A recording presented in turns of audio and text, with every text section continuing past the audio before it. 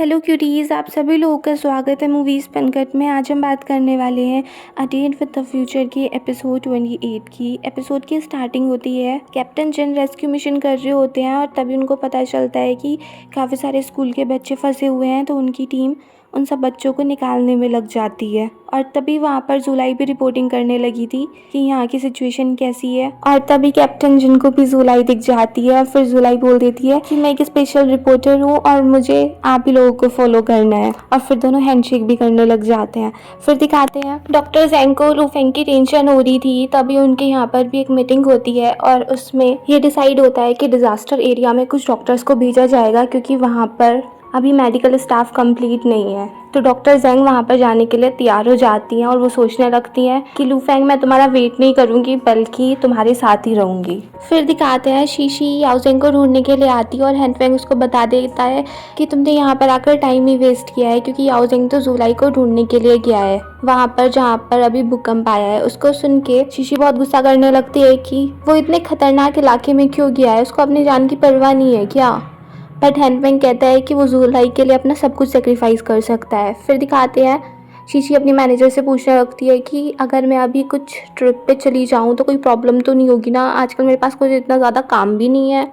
जब एक rescue mission हो रहा था उसमें लूफेंग घायल हो जाता है और उसकी कंडीशन काफ़ी ज़्यादा क्रिटिकल थी। कैप्टन जिन जुलाई से बोल रहे होते हैं कि मैं अपनी रिस्पॉन्सिबिलिटी ढंग से नहीं निभा पा रहा हूँ, सारे डॉग भी आजकल बहुत परेशान हैं, सब लोग बहुत ज़्यादा एग्जॉस्टेड हो चुके हैं। बट जुलाई उनको समझाती है कि जब भी कोई डिज़ास्टर आता है इस टाइप की कंडीशन हो जाती है। और फिर कैप्टन जिन कहने लगता है अभी बहुत सारे एरियाज़ ऐसे बचे हैं जहाँ पर अभी भी रेस्क्यू मिशन नहीं हुआ है। बट जुलाई उनको कंफर्ट करती है कि हमें हिम्मत नहीं हारनी है। फिर दिखाते हैं डॉक्टर जैंग भी आ गई थी और वो लूफेंग से कहने लगती है कि तुमने तो कहा था कि मैं तुम्हारा वेट करूं, तुम मुझे प्रोटेक्ट करना चाहते थे मगर तुमने तो यहाँ पर अपना ही ख्याल नहीं रखा, और यहाँ पर आने से पहले ही मैंने डिसाइड कर लिया था कि अब मैं तुम्हें इग्नोर नहीं करूँगी और तुमसे कभी भी अपने से दूर जाने के लिए नहीं कहूँगी।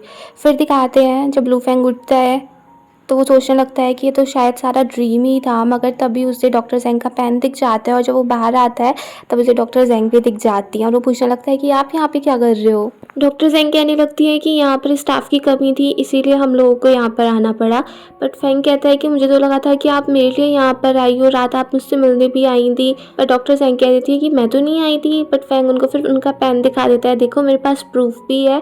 और फिर कह देता है कि जो आपने रात कहा था क्या वो सब सच है, आप मुझे अब से पुश नहीं करोगे, आप अब से मुझे इग्नोर नहीं करोगे। और फिर उन लोगों को जाना था तो वो जाते जाते बोल देता है कि मेरा वेट करना।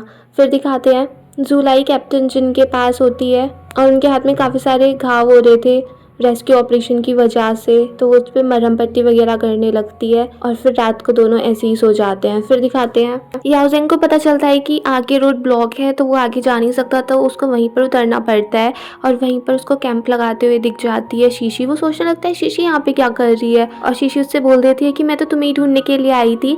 बट फिर वो उससे कह देती कि नहीं, मैं तो मजाक कर रही थी। फिर याओजेंग उसके हाथ देखने लगता है जिसपे काफ़ी सारे चोट वगैरह के निशान हो गए थे। शीशी कहने लगती है कि तुम्हें तो यही लगता होगा ना कि मैं बहुत ज़्यादा पैम्पर्ड लड़की हूँ, मुझे तो इन सब चीज़ों के बारे में कुछ पता ही नहीं। बट मूवीज़ में सारे एक्शन सीन, पानी वगैरह के सीन और जितने भी डिफ़िकल्ट सीन होते थे वो खुद मैंने अपने आप किए। भले से मूवी में वो 2-3 सेकंड का सीन हो, बट उसको ऐसे अचीव करने में पूरा पूरा दिन लग जाता था, तो ये सारी चीज़ें करना मुझे भी आता है। उसकी बात सुन के याओजेंग कहने लगता है कि अब तुम्हें ऐसा देख के तो मुझे ऐसा लग रहा है कि मैंने तुम्हें कभी जाना ही नहीं, कभी समझा ही नहीं। शीशी भी कहने लगती है कि हाँ, तुमने कभी ऐसे ध्यान ही नहीं दिया क्योंकि तुम्हारा ध्यान तो बस। यही बात सुन के याओजेंग वहाँ से जाने लगता है। शीशी उसको रोक भी लेती है कि तुम क्या कर रहे हो, पता है तुम्हारी वजह से यहाँ पर मैं आई हूँ, तुम्हें मैंने कितना ज़्यादा ढूंढा है, अब जाके तुम मुझे मिलो। जब भी कोई विक्टिम आता था मुझे लगता था कहीं तुम नहीं हो, अब पता है रोड कितनी ज़्यादा डेंजरस हो चुकी है, आगे जाना पॉसिबल भी नहीं है, इतनी डिफिकल्ट सिचुएशन में तुम क्यों जाना चाह रहे हो, और तुम्हें पक्का पता भी है कि जुलाई तुम्हारे साथ आ भी जाएगी। याओजेंग कह देता है कि वो आए ना आए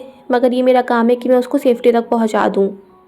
शीशी उसको फिर भी बहुत डांट रही होती है कि तुम कितने होपलेस हो सकते हो, तुम अब भी क्यों नहीं समझ रहे हो। पर फिर भी याओजेंग कह देता है कि नहीं, मुझे उसे ढूंढना है और ये काम मुझे करना ही है, मैं उसको बचा के ही रहूंगा। और फिर वहां से जाने लगता है तो शीशी भी उसके पीछे चलने लगती है और कह देती है कि ठीक है, अगर तुम्हें उसे बचाना है तो तुम्हें मैं बचाऊंगी, अगर तुम्हें कुछ भी हो जाता है तो तुम्हारी प्रोटेक्शन मैं करने वाली हूँ, तुम उसका साथ देना चाहते हो और मैं तुम्हारा साथ दूंगी। फिर वो याओजेंग के पीछे पीछे ही चलती रहती है और तभी वहां पर फिर से भूकंप के झटके आ जाते हैं जिससे दोनों उसमें बुरी तरीके से फंस जाते हैं और फिर वो ऊपर से नीचे भी गिर जाते हैं, जिस वजह से शीशी तो बेहोशी हो गई थी। उसकी चोट भी काफ़ी ज़्यादा लग गई थी। याओजिंग उसको उठाने लगता है, फिर शीशी उससे कह देती है कि एक बार जब तुम जुलाई को ढूंढ लो तो फिर प्लीज़ मेरे साथ वापस चलना, भले से जुलाई जाए या ना जाए, मगर तुम्हें प्रॉमिस करना होगा कि तुम मेरे साथ चलोगे। याओजिंग उसको प्रॉमिस कर देता है कि ठीक है, हम दोनों साथ चलेंगे, मगर पहले हम हॉस्पिटल चलते हैं। शीशी उससे कह देती है कि प्लीज़ मुझे छोड़ के मत चले जाना, मेरे साथ ही रहना। फिर याओजिंग उसको लेके जाने लगता है। बहुत टाइम हो जाता है, बारिश वारिश भी पड़ रही होती है और तभी उनको डिजास्टर रिलीफ टीम मिल जाती है। वो उन लोगों को एम्बुलेंस में डाल के वहाँ से ले जाते हैं। शीशी को कैंप में लेके जाया जाता है और याओजिंग उन लोगों से पूछ लेता है कि मुझे पता है तुम कैप्टन जिन की टीम में हो, क्या तुम मुझे वहाँ पर लेके जा सकते हो,